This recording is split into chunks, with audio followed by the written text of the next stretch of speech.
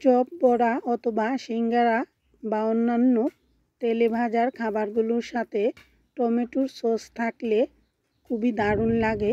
বাচ্চারা বিশেষ করে টমেটো সস ছাড়া কোনো ফাস্টফুড জাতীয় খাবার খেতে পছন্দ করে না। রাস্তায় অথবা দোকানে আমরা সবসময়ই ভাজা পোড়ার সাথে টমেটো সস দিয়েই খেতে পছন্দ করি। আর বাড়িতে তৈরি করে রেখে দিলে কম খরচে অনেক দিন ধরে খাওয়া যায়। আর টমেটো সস তৈরি করতেও কিন্তু বেশি ঝামেলা পোহাতে হয় না। গাছের কিছু টাটকা টমেটো তুলে রাখছি। এই টমেটোগুলো যত পাকা হবে বা কালারটা যত পেকে লাল হবে ততই টমেটো সসের কালারটা খুবই সুন্দর হয়। বাজারের কেনা ফুড কালার ছাড়াই এই টমেটো সস তৈরি করে নিন। খুব সহজ উপকরণে আর কম খরচেও তৈরি করে নেওয়া যায়। কাঁচা এবং পাকা বিভিন্ন রকমের টমেটো তুলে নিচ্ছি। টমেটো সসের কালার সুন্দর করার জন্য যত সুন্দর পাকবে টমেটোগুলো আর একদম টকটকে লাল হয়ে যাবে ততই ভালো হয়। টমেটোগুলো তুলে রাখছি। এর আগেও কিছু টমেটো তুলে রেখেছিলাম। ঘরে কয়েকদিন রেখে দিলে টমেটোগুলো একদম লাল হয়ে যায়। আর রোদে দিয়ে রাখলে প্রত্যেকটা টমেটোই কিন্তু একদম টকটকে লাল হয়ে যাবে। টমেটোর কালার যত সুন্দর হবে সসের কালারটাও তত সুন্দর হবে। আর বাজারের কেনা ফুড কালারও দেওয়ার প্রয়োজন হবে না। টমেটোর দাম যখন কমে আসে সেই সময় ইচ্ছে করলে বেশি পরিমাণে টমেটো দিয়ে এভাবে কম খরচে টমেটো সস তৈরি করে নিন। আর এই সস দীর্ঘদিন ঘরে রেখে খাওয়া যায়, ফ্রিজে রাখারও প্রয়োজন হয় না। এমনভাবে তৈরি করে নিতে হবে যাতে টমেটো নষ্টও না হয়। ফুড কালার অথবা ভিনেগার ছাড়াই আজ এই টমেটো সস তৈরি করছি। এখানে 1.5 কেজির মতো পাকা টমেটো নিয়েছি। আর টমেটোগুলো গাছ থেকে তুলে রোদে দিয়ে রেখেছিলাম 2-3 দিন আগে। আর টকটকে লাল হয়ে যাওয়ার পর ভালো করে ধুয়ে এরকম টুকরা করে রেখে দিয়েছি। এবার কড়াইতে অল্প জল দিয়ে ভালো করে সেদ্ধ করে নিচ্ছি। নেড়েচেড়ে দিয়ে ঢেকে রাখছি। আর যতক্ষণ টমেটোগুলো ভালো সেদ্ধ না হবে ততক্ষণ চুলার আঁচ বাড়িয়ে দিয়ে জাল দিচ্ছি। 5-6 মিনিট জাল হয়ে যাওয়ার পর ঢাকনাটি সরিয়ে রেখেছি। টমেটো এখনও ভালো সেদ্ধ হয়নি। আবারও কিছুক্ষণের জন্য নেড়েচেড়ে এভাবে বসিয়ে রাখবো চুলায়। আর এবার চুলার আঁচটা একটু কমিয়ে রেখেছি। যত ভালো সেদ্ধ হবে বা টমেটোগুলো গলে যাবে ততই টমেটো থেকে রসটা বের করতে বা ছাঁকতে সুবিধা হবে। প্রয়োজনে গুল চামচ দিয়ে এরকম একটু নরম করে নিলে আরও ভালো হয়। যেহেতু ছেঁকে নিতে হয় টমেটোর বিচি এবং খোসা ছাড়িয়ে নেওয়ার জন্য এভাবে ভালো করে সেদ্ধ করে নিলে কাজটা খুব সহজে হয়ে যায়। সেদ্ধ করা টমেটো অন্য একটি পাত্রে তুলে রেখেছি। আর গরম থাকা অবস্থায় যেহেতু ছাঁকা যায় না তাই কিছুক্ষণ রেখে দিতে হবে ঠান্ডা করে নেওয়ার জন্য।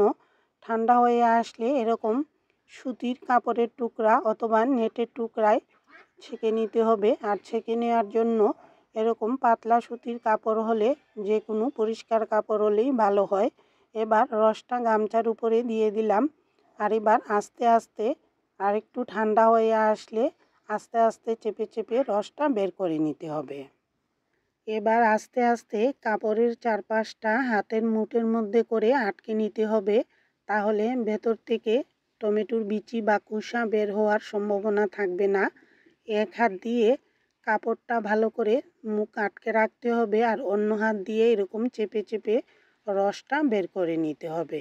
টমেটো যত ভালো সেদ্ধ হবে ততই রসটা বের করতে সুবিধা হয়। আর একটু কম জল দিয়েও টমেটো সেদ্ধ করে নেওয়া যায়, তবে একটু জল দিলে টমেটোগুলো ছাঁকতে সুবিধা হয়। টমেটোর খোসা এবং বিচি ফেলে দিয়ে শুধু রসটা নিয়ে নিলাম। আর চুলায় একটা কড়াই বসিয়ে দিয়েছি। ছোটো একটি বাটিতে 1 চা চামচ পরিমাণ ময়দা অল্প টমেটোর জল দিয়ে গুলিয়ে রাখছি। এটা কিছুক্ষণ পরে ব্যবহার করব। আর সেই সাথে নিয়েছি অল্প করে পাকা তেঁতুল। টমেটোতে যে পরিমাণ টক থাকে সেই টকে টমেটোর সস তৈরি করলে খেতে মোটেও ভালো লাগে না। তাই বাড়তি একটু তেঁতুল বা অন্য যে কোনো ধরনের টক ব্যবহার করলে খুবই ভালো হয়, তবে পাকা তেঁতুলই সবচেয়ে ভালো। অল্প পরিমাণে তেঁতুল এরকম টমেটোর জল দিয়ে গুলিয়ে রাখলাম ময়দা গুলার মতো করে। দুইটাই আমি পরে ব্যবহার করব।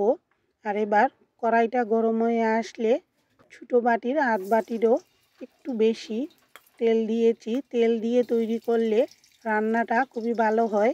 আর ভিনেগার ছাড়াই দীর্ঘদিন ঘরে রেখে এই সস খাওয়া যাবে, নষ্টও হবে না, গন্ধও হয় না। তাই তেল হালকা গরম করে নেওয়ার পর রসুন বাটা দিয়ে দিলাম, আর সেই সাথে সামান্য পরিমাণে লবণ।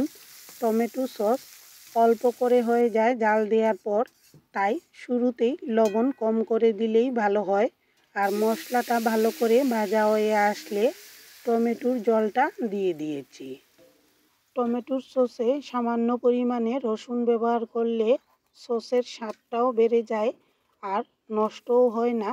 রসুন দিলে ঘ্রাণও সুন্দর হবে আর দোকানের মতো কেনা সসের মতোই স্বাদটা মনে হয়। চিনির পরিবর্তে কয়েকটি বাতাসা দিয়েছি, সামান্য পরিমাণে হলুদ দিলাম কালারটা সুন্দর করার জন্য, শুকনো মরিচ বাটা দিয়েছি, এতে কালারটাও দারুণ হবে। আর একটু ঝাল ঝাল না হলে টমেটো সস খেতে ভালো লাগে না। অল্প করে গোলমরিচ আর গরম মশলা বাটা একসাথে বেটে রেখেছিলাম, সেটাও দিয়ে দিয়েছি। আর নেড়ে চেড়ে দেওয়ার ফাঁকে ফাঁকে এবার গুলে রাখা ছোটো 1 চামচ ময়দার গুলা সেটাও দিয়ে দিলাম। আর আস্তে আস্তে নেড়ে চেড়ে দিয়ে ফাঁকে ফাঁকে তেঁতুলগুলা জলটাও দিয়ে দিয়েছি। সবগুলো উপকরণই দেয়া হয়ে গেছে। এবার চুলার আঁচটা বাড়িয়ে দেব আস্তে আস্তে, আর একটু পর পর নেড়ে চেড়ে দেব। টমেটো সস তৈরি করতে একটু সময় লাগে, তবে রান্নাটা কিন্তু দারুণ হয়। বাজার থেকে আমরা যে সস কিনে খাই তার চেয়ে এই স্বাদ কোনো অংশেই কম নয়। মাঝে মধ্যে এভাবে হাতের কাছে টমেটো থাকলে বা টমেটোর দাম যখন কম থাকে সেই সময় বেশি পরিমাণে সস তৈরি করে রেখে দিলে দীর্ঘদিন ঘরে রেখে খাওয়া যায়। আর বাচ্চাদের বায়না মেটাতে যখন তখন তৈরি করার প্রয়োজনও হয় না।